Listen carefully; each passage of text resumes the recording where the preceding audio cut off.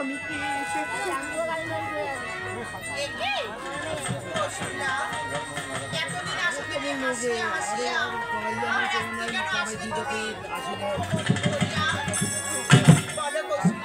তোমার এখানে দুর্দশা কি করেছে কসুলা?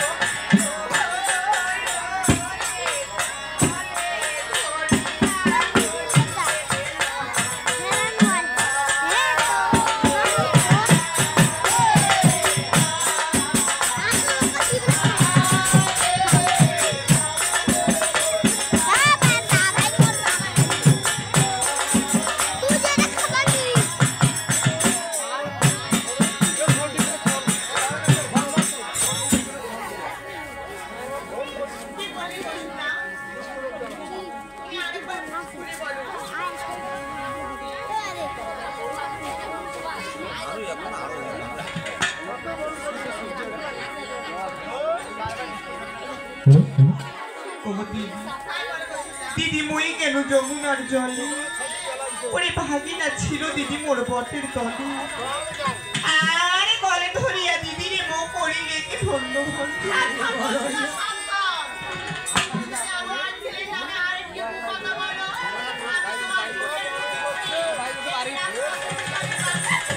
কি বলেছ দিদি? দিদি তোমার বিশ্বাস হচ্ছে না দিদি? না সে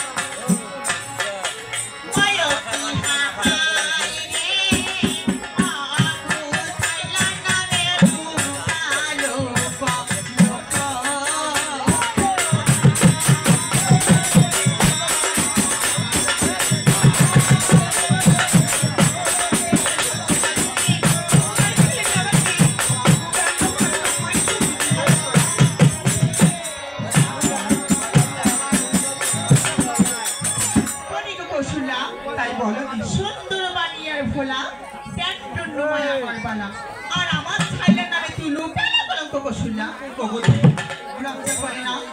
তুমি তার মানি হই আর একবার তার ভাগিনাকে তুমি এমন করে অজুহাত দিচ্ছি কসুল্লা? না দিদি না, তবে বলো কি বলতে চাও?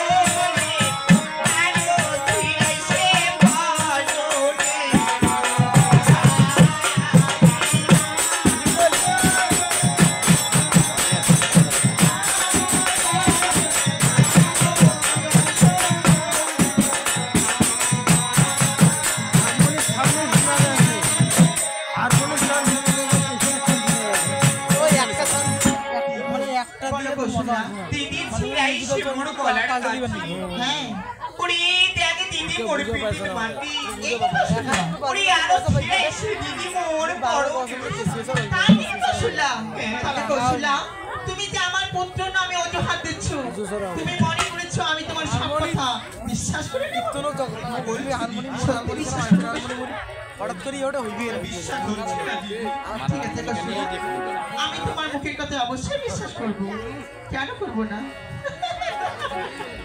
কৌশলা বল তবে আশা কৌশলা আমি তোমাকে একটা আদর করি ঠিক আছে আশা কৌশলা আমি কেন তোমার কথা বিশ্বাস করবো না যতই হোক তুমি আছে কৌশলা সুন্দরী আমি কি তোমার কথা বিশ্বাস না করে পারি আশা আমার লোকে আসো আমি তুমি সত্যি বিশ্বাস করে নিয়েছো দিদি হ্যাঁ বিশ্বাস করছি কৌশলা আশা আমার মুখ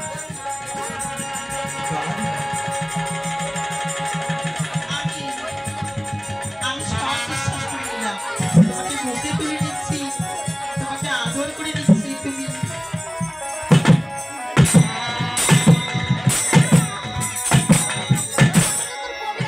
কৌশলা এত বড় গলা তোমার তুমি আমারই রাজ্য থেকে আমারই ভাইরার নামে তুমি কথা আমাকে তুমি বলতেছো যে তোমার পুত্র আমার সঙ্গে এমন লড়াই দিদি আর একটি কথা বলবে না এখনই তুমি এই চম্পকনগর থেকে বের হয়ে যাও যদি বের হয়ে না যাও এই সোজা আঙুলে ঘি নাটলে অবশ্যই আমি আঙুলটা ততক্ষণ না পর্যন্ত তুমি আমার কথা বিশ্বাস করবেন না ওরে ততক্ষণ পর্যন্ত আমি এখান থেকে এক পাও নড়বো না দিদি অনেক হয়েছি তবে শোনো আমার কি কথা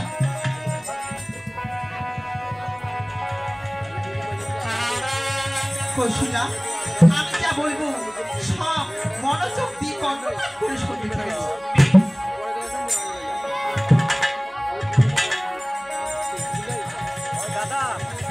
তবে শোনো কৌশলা কৌশলা কোন আশাও যে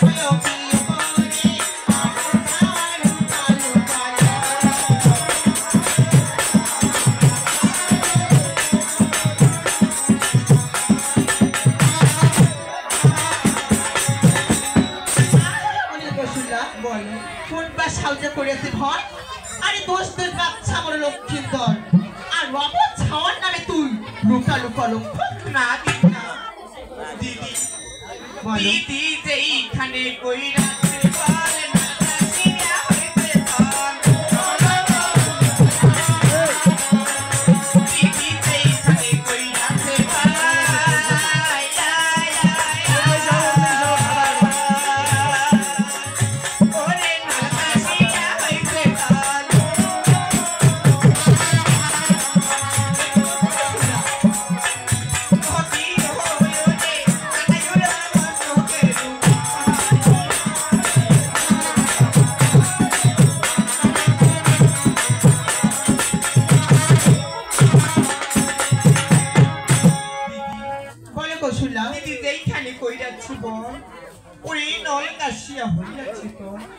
আর পাখি উড়ে মোড় মস্ত শোনো কৌশলা তুমি যতই বলো না কেন আমি তোমার মুখের কথা কখনোই বিশ্বাস করব না তুমি যদি তার কিছু প্রমাণ দেখাতে পারো তবে আমি বিশ্বাস করে নেব নচেত নয় হ্যাঁ বলো বেশ ও গো সখী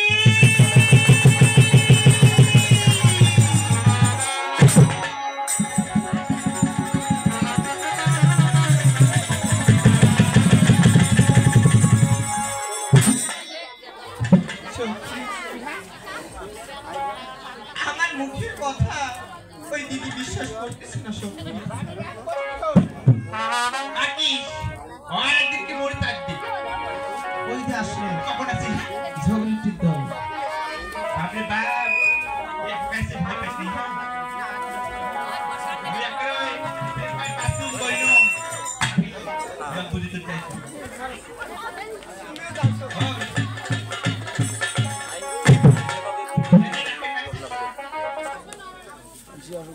কে তোমরা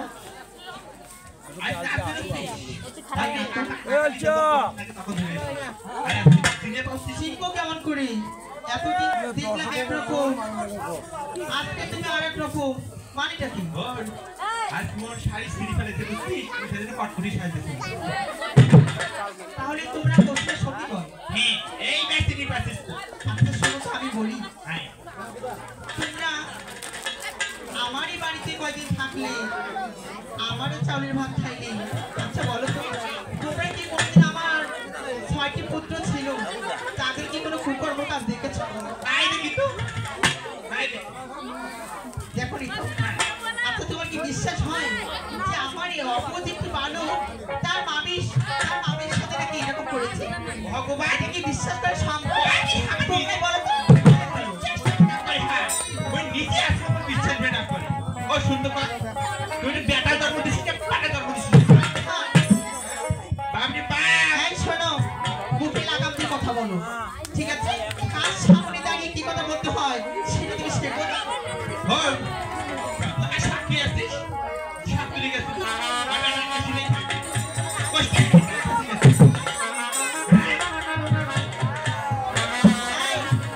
আমি বাধ্য হয়ে কিন্তু তোমাদের সামনে আমি আর ভালো ব্যবহার দেখাতে পারছি না ভগবান সুন্দর কর লোক দেখে আচ্ছা দাও লোক দেখে ঘুরে দিবসে থাকা দিবেন নাকি হ্যাঁ শোনো কথাই বলে যে গাছ থাকলে ফল পারে এর বিচার কে করবে গাছ থাকলে অবশ্যই তার ফল হবে কি দিদি আমার দেখো গাছ যদি না থাকে তাহলে কি ফল কি হইবে কখনই হবে না হলবে কালমা এক কি করি মনে গাছ থাকলে যদি ফলে হয় তাহলে এই বুড়ি কি আরো ছাড়িয়ে পাইবে শোনো এই বুড়ি গাছের তো মালিক নাই গাছের মালিক না থাকলে কি আর ফল ধরবে যদি একটা গাছ লোকে যদি গাড়ি অবশ্যই লালন পালন করতে হবে আমি গাড়লে কি ফল ধরে যায় বোন একসাথে পাওয়া যাবে না আরে দিয়ে এই ছয়টা লোক সামলায় শোনো আমি বলছি তোমরা যে স্বাস্থ্য আমার ছেলে কেন এইরকম 80 বছরের বুড়িও তোমার পাশ ধরবে আবার কি ইয়া করবে রাখবে না শুন ভালো চাই সে বেটার বিয়ে হবে তাহলে আমার নাই নিজের ভাবে শান্তিতে ঠিক আছে তোমরা এবার যাও, বাইরে ধরে শান্তি রে। তোমরা যাও তো এবার আজটা ঝাড়া করে দিল অসভ্য বিয়ের বেশি রোগ না রাখাই গোড়া মুখ ধরে শোনো শোনো যদি তোমার কথা মতো আমি বিয়ে দিয়ে দিই অবশ্যই তো নিমন্ত্রণ করতে হবে নিমন্ত্রণ করবো একাই একটা বাচ্চা কাচ্চা নিয়ে আসবে যাও। আসিস বোন কি করিস তো বল আর শুন এই সময় ফলে ফলে কৌশলে 50 কেজি সোনার টাকা মালা বানিয়ে নিই তার মধ্যে দেখেন 7 কেজি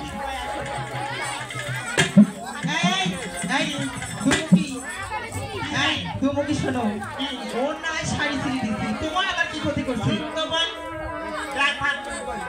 তোমার তো ঘুরে গেলে 100 মানে আছে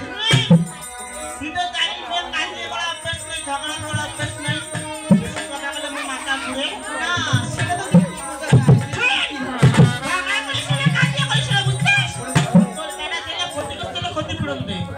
ক্ষতি করছে কি ক্ষতি করছে তোমার না তোমার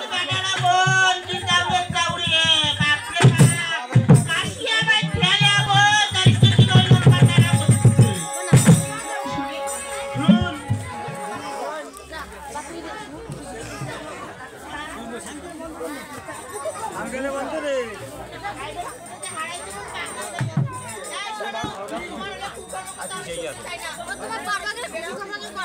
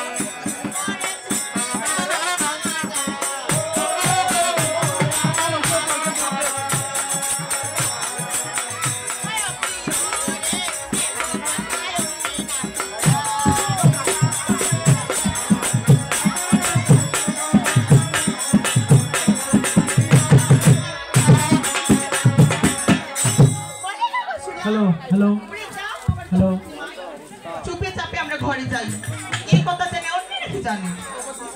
হ্যাঁ কৌশল্যা, দিদি আইসি যদি কোনো খাই কি বলিব তাহার বলিলে নাই আছিলে মোর ও তাই নাকি? তোমার স্বামীকে তুমি কেমন করে বল দিবে সেটা তুমি জানো না কৌশল্যা? শোনো কৌশল্যা, তুমি আমার ভাইকে গিয়ে বলে দিবে যে আমি একটু ননদের বাড়ি গিয়েছিলাম, এই জন্য ফেরার পথে একটু সময় ঘুরে এসেছি। এটা বললে অবশ্যই আমার ভাই মেনে নেবে। আর হ্যাঁ, তুমি যে বলেছো তোমার শাড়ি ছিঁড়ে গিয়েছে, আমার ভাইকে তুমি কি বলবে জানো? বেলের কাটা কাটা শাড়ি শাড়ি সেই কাটা লেগে ছিঁড়েছি পরনের শাড়ি। যাও কৌশল্যা, রাত গভীর হয়ে যাচ্ছে, তুমি আমার ফিরলে সমস্যা হয়ে যাবে। তোমার পুত্র অনেক বড় হয়েছে, তাই তোমার পুত্রের বিবাহের ব্যবস্থা করবি, বিবাহের ব্যবস্থা করো।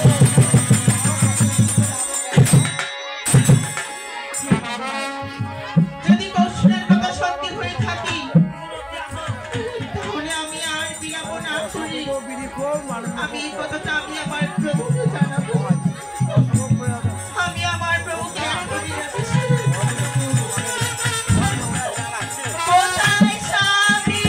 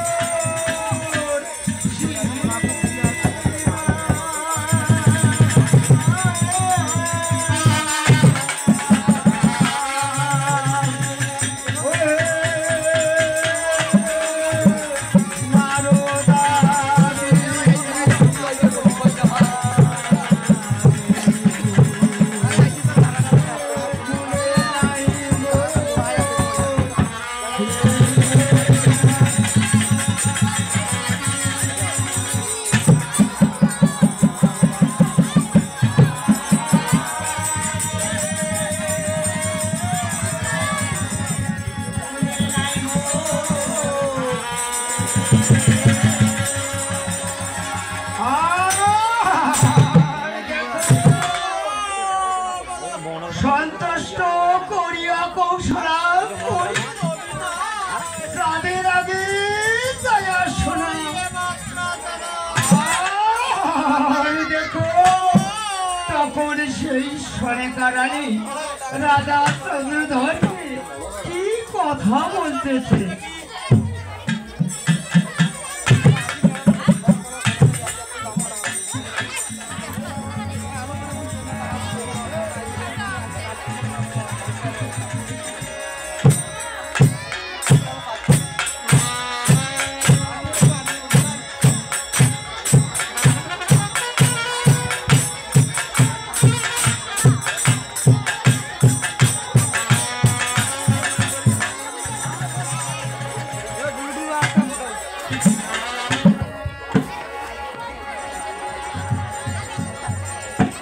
কোথায় স্বামী?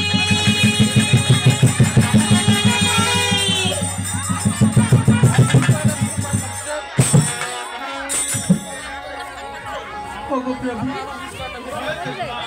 বার্তা বলছি শোনো। ওগো প্রভু, আমাদের যে অনেক বড় সর্বনাশ হয়ে গিয়েছে গো, আমাদের অনেক বড় সর্বনাশ হয়ে গিয়েছে। কি বলছো শোনা?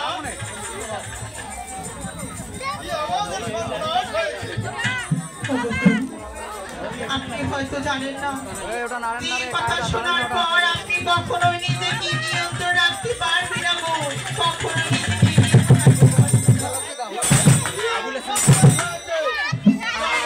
পারবো না। বলো তুমি শুনে বলো। প্রভু প্রভু, আজকে আমাদের পুত্র লক্ষ্মীকে বিবাহ দিতে হবে প্রাণনাথ। আমার পুত্রকে কি হয়েছে? আমাদের পুত্রকে বিবাহ দিতে হবে, তাছাড়া যে আমাদের কোনো রাস্তা পথ খোলা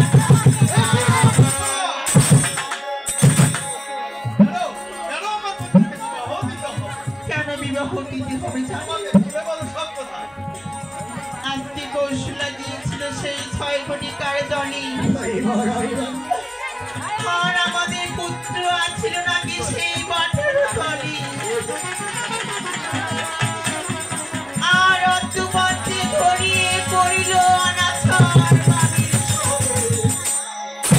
একই বন্ধুরা, হ্যাঁ প্রভু হ্যাঁ তুমি কি সজ্ঞানী আছো?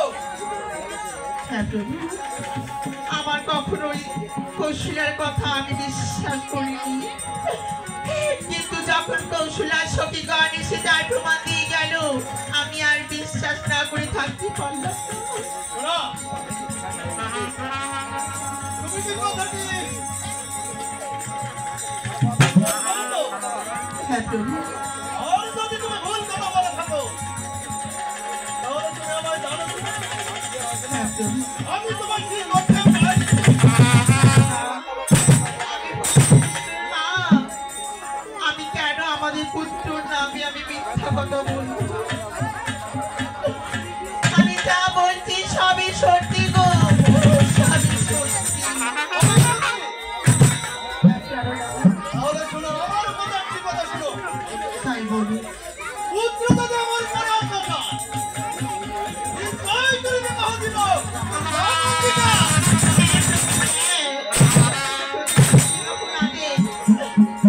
তবে না জানি আর ক্ষতি করবি তবে আমাদের পুত্র।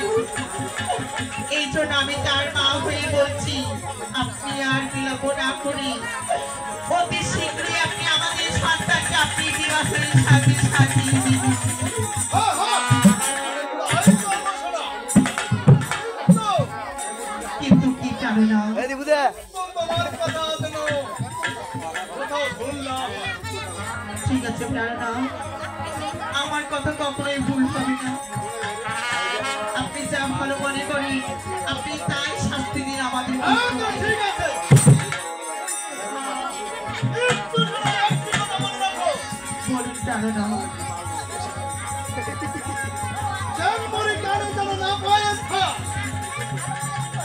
আর একটি কথা, জানমরি কানের কথা আর কোনোদিন যেন তোমার মুখে আমি না শুনি। কি বলছেন?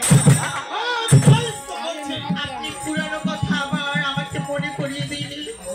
তবে শুনুন প্রাণনা বলো, আপনি যদি আমাদের পুত্রকে বিবাহ দেন, পুত্রকে বিবাহ দেওয়ার আগে আপনি একটিবারের জন্য একই বলতে শোনো। আগেই বলেছি, জানমরি কানের কথা বলতে না মুখে ফেলো। না, স্বামী না, আমি ভেবেছিলাম আমি না দিব পুত্রকে বিবাহ আমরা অবিবাহ রাখিব, আরে সত্য সত্য মানি আর নারী আমরা দাসী।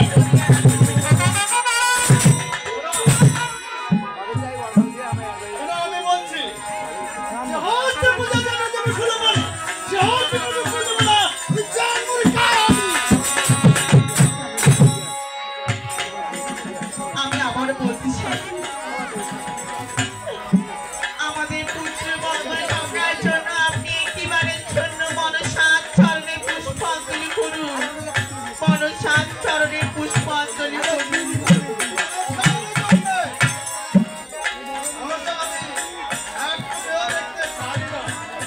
জানো না ঠিক আছে আপনি আমার পুত্র না হয়ে আমি আপনাকে সব কথা খুলে বললাম, তবে একটি কথা মনে রাখুন আপনার অহংকার একদিন আপনার নিজেই পতন হয়ে দাঁড়াবে প্রাণনাথ, পতন হয়ে দাঁড়াবে।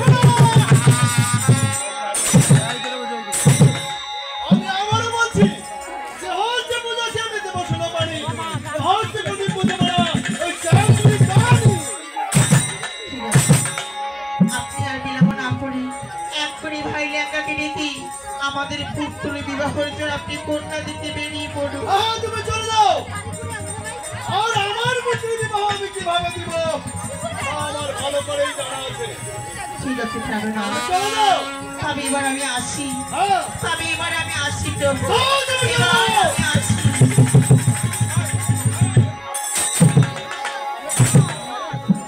হাই লেখাবন্ধু, হাই লেখাবন্ধু। কি নতুন একটা